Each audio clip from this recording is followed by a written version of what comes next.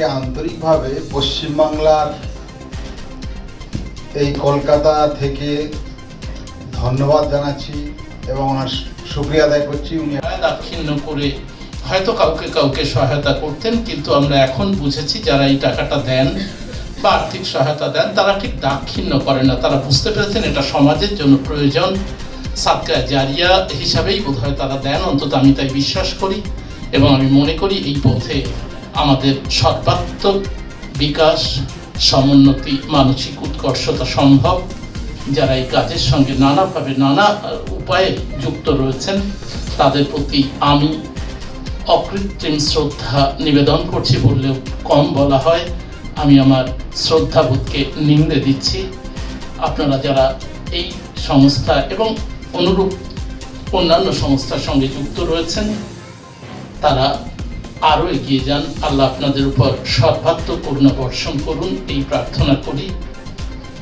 কথা শেষ করব শুধু আরেকটি কথা বলে, আমরা গতকালই দেখছিলাম, গত পরশু দিনের ঘটনায় পাশেই একটি মসজিদ আছে, সেই মসজিদে একজন ইমাম সাহেব যেই নামাজ শেষ করলেন, সাধারণত এরকমই হয় এখানে দেখেছি, একজন ভদ্রলোক একটি খারেজি মাদ্রাসা থেকে এসেছেন, বলছেন আমার মাদ্রাসায় 150 মতো ছেলে আছে, বার্ষিক বাজেট প্রায় 35 লক্ষ টাকার মতো। উনি সাহায্য চাইছেন যে আপনাদের যাদের যেটুকু সহায়তা করার সুযোগ আছে আপনারা করুন। আমি দেখলাম বেরোনোর সময় কেউ কেউ তার সামর্থ্য অনুযায়ী দিচ্ছেন। শুধু এই কথাটাই আজকে এখানে আলাদা করে বলার যে যারা এই খারেজি মাদ্রাসাগুলোর জন্য সাহায্য সহযোগিতা করেন তারা তো তাদের ঐকান্তিক আকাঙ্ক্ষা, বিশ্বাস এবং প্রত্যয়ের জায়গা থেকে করেন। তাদের প্রচেষ্টার কোনো রকম সীমাবদ্ধতা নেই বলেই এত মাদ্রাসা কিন্তু চলছে। অন্তত আমাদের রাজ্যেই তো কয়েক শত মাদ্রাসা হবে যাদের ন্যূনতম বাজেট হয়তো 10 লাখ টাকা বছরে। আমি জানি আমার গ্রামের দিকেও এই ধরনের মাদ্রাসা আছে এবং যে মানুষটি হয়তো দিনান্তে 100 টাকা দেওয়ার মতো সামর্থ্য রয়েছে তিনি কোনো একদিন এসে মাদ্রাসা দায়িত্বপ্রাপ্ত ব্যক্তির হাতে বা শিক্ষকের হাতে 100 টাকা দিয়ে যাচ্ছেন। এমনি করেই বছরে 10 লক্ষ টাকা উঠে মাদ্রাসাটা পরিচালিত হয়।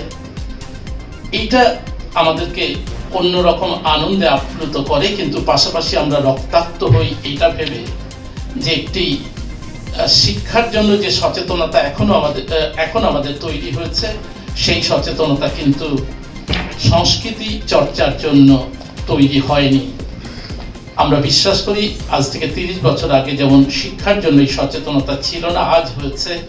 আগামী 30 থেকে 50 বছরের মধ্যে আমরা সেই সাংস্কৃতিক সচেতনতার জায়গাতেও পৌঁছাবো। এখানে ইমরান ভাই রয়েছেন, তার কাছে আমাদের কৃতজ্ঞতার শেষ নেই। নানা সীমাবদ্ধতার মধ্যেও তিনি একটি দৈনিক পত্র নিয়মিতভাবে প্রকাশ করছেন, কিন্তু তার প্যারালাল বলার মতো আর কোনো পত্রিকাকেই আমরা সেভাবে উঠে আসতে দেখছি না। দৈনিক পত্রিকা তো নয়, সাহিত্য পত্রিকাও নয়। একটি সাহিত্য পত্রিকা সম্পাদনা করে সেটাকে বছরে 12টি সংখ্যা বার করার জন্য 5 থেকে 6 লাখ টাকা হলেই যথেষ্ট হয়। আমরা এই টাকার সংস্থান গোটা সমাজ করতে পারি না। যে মানুষগুলোকে গালাগালি দিই, যারা ব্যাকডেটেড বলি, মোল্লাতন্ত্র বলি, ইত্যাদি ইত্যাদি নানাভাবে ক্রিটিসাইজ করি, আমার মতো ভদ্রলোক, আমাদের মতো ভদ্রলোক যারা অনেক নিজেকে বড় বলে মনে করি, তারা তাদের বিশ্বাসের জায়গা থেকে ওই মাদ্রাসাগুলো পরিচালনা করেন বলেই আমাদের অসহায় দরিদ্র নিরন্ন বাচ্চাগুলো ন্যূনতম পড়াশোনার সুযোগ পায়।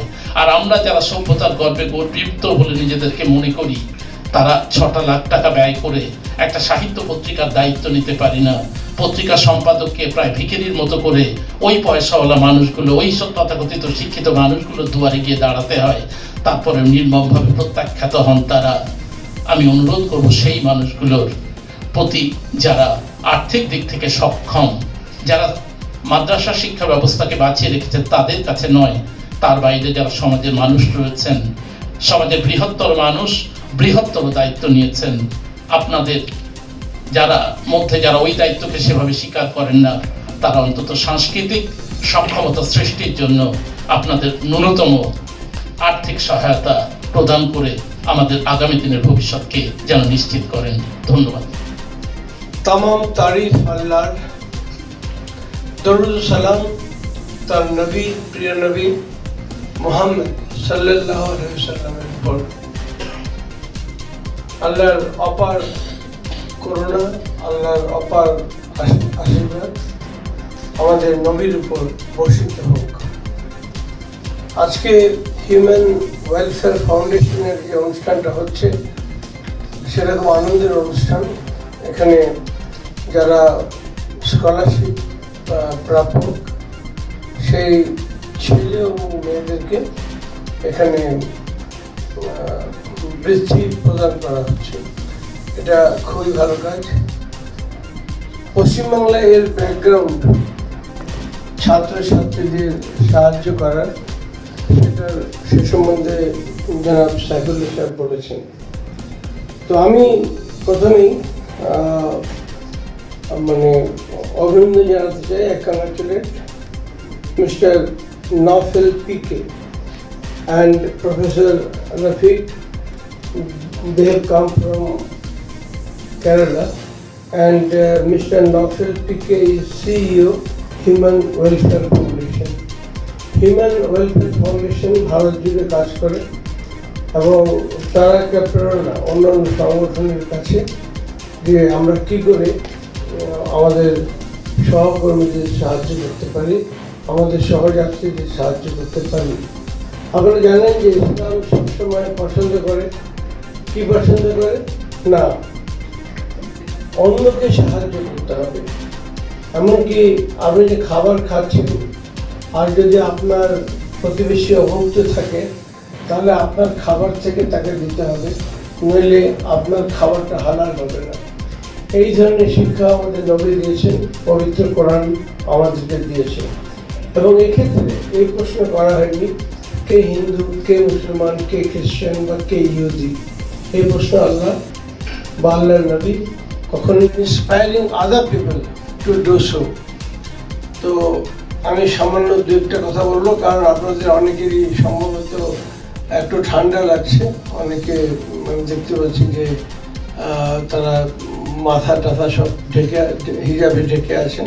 হিজাবে তো ঢাকা থাকেই, কিন্তু এমনিও ঠান্ডা লাগছে, কিংবা খিদেও লেগেছে। তো খেতে তো হবেই। অনেকক্ষণ ধরে সমানে আপনারা বক্তব্য শুনে যাচ্ছেন এবং কেউ কেউ ইতিমধ্যেই স্কলারশিপ গ্রহণ করেছেন।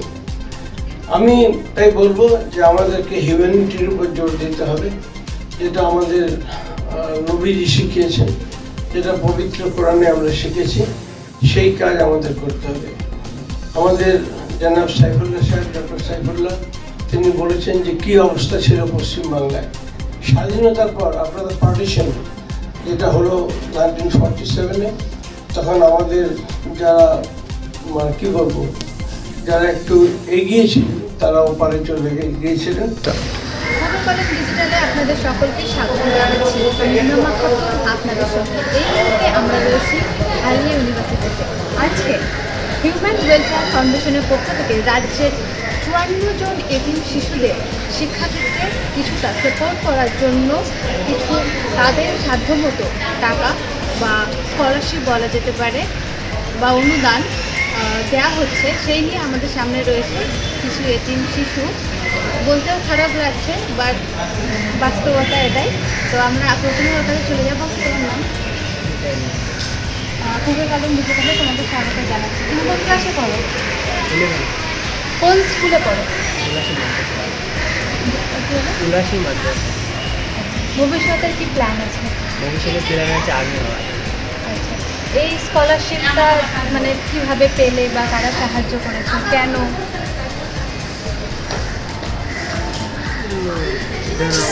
সাহায্য করেছে যেন পড়াশোনায় উন্নতি করার জন্য সব কিছু যেন আগে বাড়িয়ে দিয়ে। বাড়িতে কে কে আছে? মা আছে, আমি আছে। এমনি কোথায় থাকো? হস্টেলে থাকো না বাড়ি থেকে পড়ো? বাড়ি থেকে বয়স কোন সাবজেক্ট নিয়ে পড়ছো, মানে কোন বিষয় নিয়ে, আর্টস আর মানে সায়েন্স? Arts science. ভবিষ্যতে আর্মি হবে, তো 11-এ পড়ে বা 12-এ পড়ে কি পরিকল্পনা আছে, কীভাবে কি চালাবে? যে চলে সেইভাবে। আর্মি হওয়ার জন্য অনেক পড়াশোনা করতে হয়, অনেক ফাইট করতে হয়, সেইগুলো নিয়ে কি ভেবেছো? আলহামদুলিল্লাহ ভালো। কিছুই আঁকা দিয়ে চলে যাচ্ছে, এখন কিছুই সব ক্লিয়ার করছি কেন ভবিষ্যতে বুঝতে পারছি। দিনে কতক্ষণ পড়াশোনা করে এই নিয়ে, ভবিষ্যতের কথা ভেবে? দিনে 3 ঘন্টা পড়াশোনা করি আর বাড়িটা দিয়ে ফাইট করি। কীভাবে? এই যে ফাইট বলছো, তো ফাইটটা কী জন্য? ফাইটটার জন্য আর্মি হওয়ার জন্য, কারণ সকাল 5 কিলোমিটার দৌড়তে হয়, সব কিছু এগুলো ওই মাদ্রাসা বাড়ি থেকে না নিজে থেকে? নিজের থেকে মানুষের নিজের থেকে। সেই জন্য এখন থেকে প্রস্তুতি নিচ্ছ ভবিষ্যতে আর্মি হওয়ার জন্য। তোমার নাম কি? কোন মাদ্রাসা থেকে পড়াশোনা করো? মানে কোন ক্লাস? 9। বড় হয়ে কি হতে চাও? ডাক্তার হতে চাও? ডাক্তার হতে গেলে তো অনেক পড়াশোনা করতে হবে, সেই জন্য এখন থেকে ভাবছো না একটু বড়, আর একটু বড় হলে সেটা নিয়ে ভাবছো? এখন তো ইচ্ছা আছে, বাড়িতে কে কে আছে? বাড়ির থেকে মা আছে, ভাইয়া, মাদ্রাসায় পড়ছে। এই যে স্কলারশিপ, হিউম্যান ওয়েলফেয়ার ফাউন্ডেশন, এই স্কলারশিপ নিয়ে কী বলবো? মানে এটা কীভাবে পেলে বা কারা পাইয়ে দিল বা কিছু? আমি আরেকটা স্কুলে পড়তাম, সেখানে অ্যাকাউন্ট থেকে সাহায্য করে সেটা টাকা। আচ্ছা, এই যে আজকে টাকাটা পাই, এটা নিয়ে কী ভাবছি, কী করবে? এটা নিয়ে আমার ওই আছে মানে স্কলারশিপের জন্য সাহায্য করার পড়াশোনার জন্য কাজে লাগাবে। আচ্ছা, ঠিক আছে। সেই নিয়ে আমরা সরাসরি চলে যাব হিউম্যান ওয়েলফেয়ার ফাউন্ডেশনের স্টেট কোঅর্ডিনেটরের কাছে। স্যার, আপনার নাম? State coordinator human welfare foundation. Human welfare foundation হচ্ছে দিল্লি বেস একটা এনজিও। এখানে education, health, employment, micro finance, secular, এফিসিয়ার association for protection of civil rights, এরকম বিভিন্ন সেক্টরে কাজ করে আমরা। আপাতত আজকে এবং আগামীকাল এই 2 দিন আমরা অরফান স্কলারশিপ, রাস্তার স্কলারশিপ নামে একটা প্রোগ্রাম লঞ্চ করেছি, যেটাতে যারা এতিম বাচ্চা আছে তাদেরকে আমরা পশ্চিমবঙ্গ থেকে প্রায় 650 স্টুডেন্টকে আমরা স্কলারশিপ দিই। আসলে এদেরকে শিক্ষা এবং স্বাস্থ্যের জন্য যেটুকু প্রয়োজন আছে সেটুকু আমরা দেওয়ার চেষ্টা করি। প্রত্যেকে মাসে 1,500 টাকা করে আমরা স্কলারশিপ দিই। আর একসাথে আমরা 6 মাসের চেক তাদেরকে দিচ্ছি। এখন সেই প্রোগ্রামের অঙ্গ হিসেবে আমরা দক্ষিণবঙ্গে অর্থাৎ কলকাতার এই আলিয়া ইউনিভার্সিটি পার্ক সার্কাস ক্যাম্পাসে 54 জন স্টুডেন্টকে এবং আগামীকালকে মালদা টাউন হলে 150 জন স্টুডেন্টকে আমরা স্কলারশিপ ডিস্ট্রিবিউশন করব। এইভাবে আপনারা কীভাবে বাছাই করেন যে তাদেরকে দেওয়া হবে স্কলারশিপ? আমরা কিছু আমাদের ভলেন্টিয়ার আছে যারা প্রত্যেক গ্রামে ও প্রত্যন্ত এলাকায়, প্রথমত আমরা অ্যাড দিই, আমাদের ওয়েবসাইটে অ্যাড দেওয়া হয়। সেখান থেকে আমাদের কিছু স্টুডেন্ট ইসলামিক অর্গানাইজেশনের ছাত্র সংগঠন আছে, জামাত ইসলামী এবং কিছু মুসলিম বুদ্ধিজীবী সংগঠন আছে, যাদেরকে আমরা জানিয়ে দেওয়া হয় যে যাদের বাবা মারা গেছে, মা আছে কিন্তু বাবা মারা গেছে অর্থাৎ মা বাবা কেউ নেই, যারা একটু এক কথায় যাদের উপার্জন করার কেউ নেই, তাদেরকে আমরা বেছে বেছে তাদের ফর্ম ফিল আপ করি। ফর্ম ফিল আপের মাধ্যমে যাদের মনে হয় যে না এদের আর্থিক অবস্থা খুবই খারাপ, তাদেরকে আমরা দেওয়ার চেষ্টা করি। আজকের প্রোগ্রামে কোন কোন জেলা থেকে এতিম শিশুরা এসেছে স্কলারশিপ নেবার জন্য? আজকে মূলত কলকাতা, উত্তর এবং দক্ষিণ 24 পরগনা, মিদনাপুর, নদিয়া, এই কয়েকটা জেলা থেকে আমরা এখানে নিয়ে এসেছি। এখনো পর্যন্ত আপনারা কতজনকে এরকম স্কলারশিপ দিয়ে গেছেন? আসলে যদি আমরা 2006 সাল থেকে আমরা এটা শুরু করেছি, এক্সাক্ট ফিগারটা আমাদের এই মুহূর্তে মনে নাই, তবে কয়েক হাজার আমরা, যেহেতু প্রত্যেক বছর আমরা শুধু এতিমদেরকে শুধু আমরা এই বছরে আমাদের 650 স্টুডেন্ট আছে, এর সাথে সাথে আমরা ইউজি ত্রিজি একটা স্কলারশিপ আছে আমাদেরকে, যেটা পোস্ট গ্রাজুয়েট এবং গ্র্যাজুয়েট স্টুডেন্ট যারা আছে, হিউম্যানিটির যে সাবজেক্টগুলো আছে তাদেরকে স্কলারশিপ দিই। প্রত্যেক বছর 75 জন স্টুডেন্টকে আমরা স্কলারশিপ দেওয়ার চেষ্টা করি। এইরকম একটা মহৎ প্রোগ্রাম বা এইরকম একটা স্কলারশিপের যে ভাবনা আপনাদের মধ্যে, এটা কেন? তার কারণ আমরা জানি যে মূলত শুধু মুসলমানরা যারা সংখ্যালঘু আছে তারা আর্থিকভাবে খুবই পিছিয়ে পড়ে আছে। যখন 2006 সালে সাচার কমিটির রিপোর্ট প্রকাশ হয়, সেই রিপোর্টকে সামনে রেখে উত্তর পূর্ব ভারতে মূলত সারা ভারতবর্ষব্যাপী শুরু করা হয়েছে, কিন্তু উত্তর পূর্ব ভারতে আমরা মূলত এই উদ্যমটা শুরু করেছি, যেখানে সাধারণভাবে পিছিয়ে পড়া মানুষরা সাধারণ মানুষ কমিউনিটির সাথে যারা মিলেমিশে তারা এই দেশকে উন্নয়ন করতে পারে এবং নিজের আর্থিক অবস্থাকে বাড়িয়ে নিতে পারে। আমাদের সঙ্গে এই মুহূর্তে রয়েছে এই প্রোগ্রামের আরও এক নতুন মুখ বা এক গেস্ট। তো স্যার, আপনার নাম? আমার নাম মোহাম্মদ মশিউর রহমান, আমি জামাত ইসলামী পশ্চিমবঙ্গ শাখার রাজ্য সম্পাদক।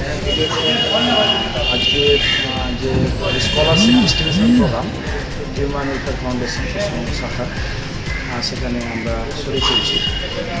ইতিপূর্বে আপনারা শুনেছেন বা জানেন যে হিউম্যান ওয়েলফেয়ার ফাউন্ডেশন গোটা দেশ জুড়ে মূলত শিক্ষার উন্নয়ন, স্বাস্থ্যের উন্নয়ন এবং বিভিন্ন ধরনের জনকল্যাণমূলক কাজের সঙ্গে যুক্ত। আজকের একটা মহতি প্রোগ্রাম, যে প্রোগ্রামে তারা গোটা রাজ্য জুড়ে 200 জন ছাত্রছাত্রী যারা ইয়াতিম তাদের তারা স্কলারশিপ দিচ্ছে। আজকে আলিয়া ইউনিভার্সিটিতে 54 জন স্টুডেন্টস এবং আগামীকাল মালদা টাউন হলে 150 জন স্টুডেন্টসকে তারা 9,000 টাকা করে স্কলারশিপ প্রদান করছে। এই প্রোগ্রামে আমরা আজকে শরীর করেছি। এখানে কি ছেলে মেয়ে পার্টিকুলার এইভাবে কিছু দেওয়া হয় নাকি সবাই পায়? এখানে যেটা হচ্ছে যে আমাদের যে এনজিও সংস্থা, যেটা আমরা এখানে প্রোগ্রামে এসেছি, এই সংস্থার মাধ্যমে ফর্ম ফিল আপ করানো হয় এবং তার বিজ্ঞপ্তিও প্রকাশ করা হয় প্রতি বছর। এবং সেখানে অ্যাপ্লিকেশন করার পরে সেই আবেদন বাছাই করার পরে যারা প্রাপ্য আর কি তাদেরকে নির্ধারণ করা হয় এবং প্রতি মাসে 1,500 টাকা করে দেওয়া হয়। কখনো কখনো 6 মাস, 4 মাস, 1 বছরও টাকা একসঙ্গে দেওয়া হয় এবং এটা ধারাবাহিক একটা প্রক্রিয়া থাকে বিভিন্ন কাজের মধ্যে। এটা খুবই মহৎ একটা কাজ। তো বিভিন্ন স্কুল সংস্থা, সামাজিক সংগঠন, বিভিন্ন ধর্মের সাথে তারাও সহযোগিতা করে। তো এটা একটা মহৎ কাজ আর কি। এবং এখানে বিশেষ করে মেডি যারা আছে, শিক্ষার যারা ক্ষেত্রে এগিয়ে যেতে চায়, সে সমস্ত ছাত্র এবং ছাত্র উভয়কে এই ধরনের সহযোগিতা করা হয়।